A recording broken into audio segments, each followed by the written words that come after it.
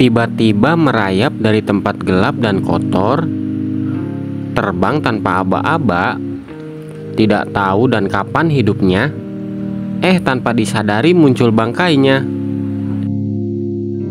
Itulah musuh kita bersama, kecoa. Kalau dipikir-pikir, hewan ini seperti tidak berkontribusi apapun bagi kehidupan.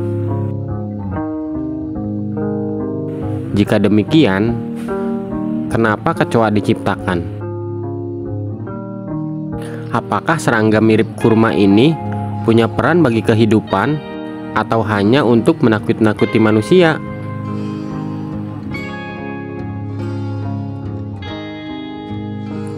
Faktanya, bukan hanya manusia masa kini yang tidak menyukai kecoa.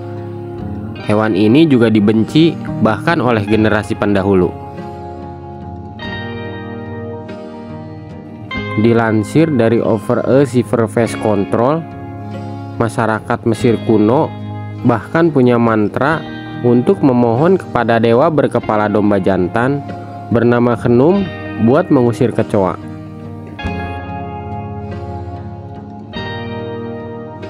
Pada era Romawi kuno, Pliny the Elder menyebut bahwa hewan ini disebut sebagai hal yang menjijikan.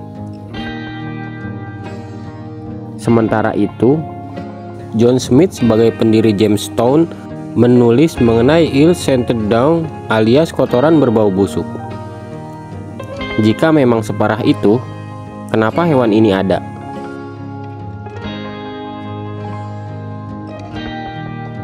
Selain karena memang kehendak kuasa Tuhan, kenapa kecoa diciptakan tentu punya perannya sendiri.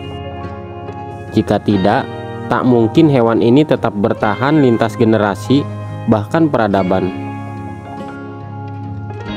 Sebagai informasi, catatan fosil tertua hewan ini berusia 125 sampai 140 juta tahun lalu. Akan lebih mudah jika menjawab pertanyaan tersebut secara terbalik. Dilansir Life Science, hilangnya 5-10 ribu spesies kecoa di bumi secara tiba-tiba dapat berdampak pada perubahan rantai makanan yang berpengaruh pada keseimbangan kehidupan.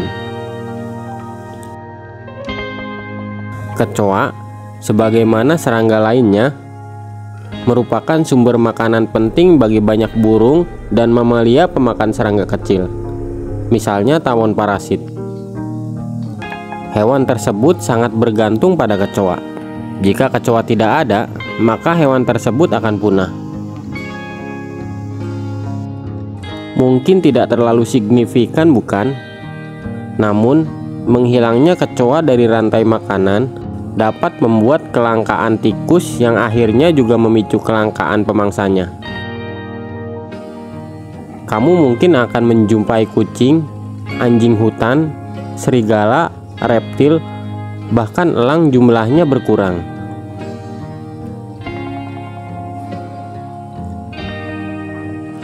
Pernah mendengar siklus nitrogen? Siklus ini merupakan proses biogeokimia yang mengubah nitrogen inert di atmosfer menjadi bentuk yang lebih berguna bagi organisme di bumi.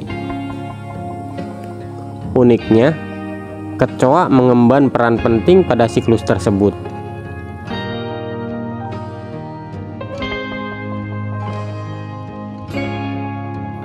Sebagaimana kita tahu, hewan ini kerap memakan bahan organik yang membusuk. Bahan organik tersebut memerangkap banyak nitrogen. Begitu dimakan oleh kecoa, nitrogen tersebut akan kembali dilepaskan melalui kotorannya. Kotoran kecoa tersebut masuk ke dalam tanah dan digunakan oleh tanaman untuk tumbuh dan dikonsumsi hewan atau manusia. Alasan kenapa kecoa diciptakan tentu sangat penting. Coba bayangkan kalau serangga ini akhirnya punah. Keseimbangan siklus tertentu bisa sangat berdampak dan terganggu.